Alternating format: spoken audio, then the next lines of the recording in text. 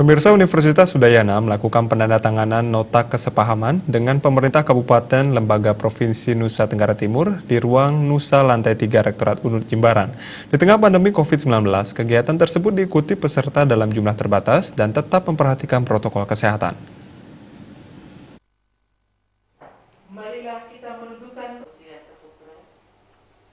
Rektor Universitas Udayana, Profesor Ana Agung Rakusudewi menyambut baik kedatangan Bupati Kabupaten Lembata beserta rombongan di Universitas Udayana.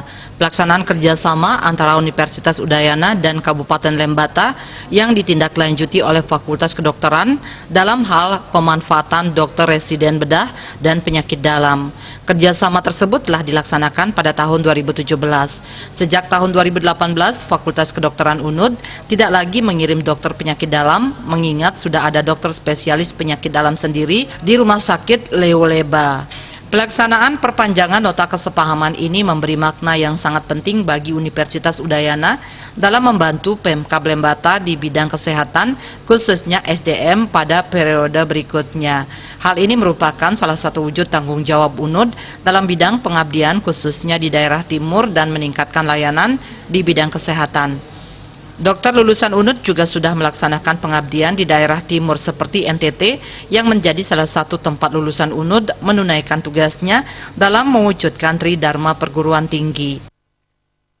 Kerjasama pada hari ini adalah antara Universitas Udayana dengan Bapak Bupati Kabupaten Lembata, ya, tentu di bidang Tridharma Perguruan Tinggi, yaitu khususnya di bidang pendidikan dan juga pengabdian masyarakat, dan yang lagi satu penelitian mungkin kita nanti ke depan, ya. Jadi pada saat ini lebih difokuskan pada kerjasama untuk memberikan pelayanan kesehatan, ya, di bidang anestesi dan juga bedah, dan juga kerjasama pendidikan dokter spesialis yang akan dikirim oleh Bapak Bupati Kabupaten Lembata dalam rangka meningkatkan kualitas pelayanan kesehatan di langkah-langkah yang dilakukan ini sejalan dengan kebijakan pemerintah daerah SDM unggul.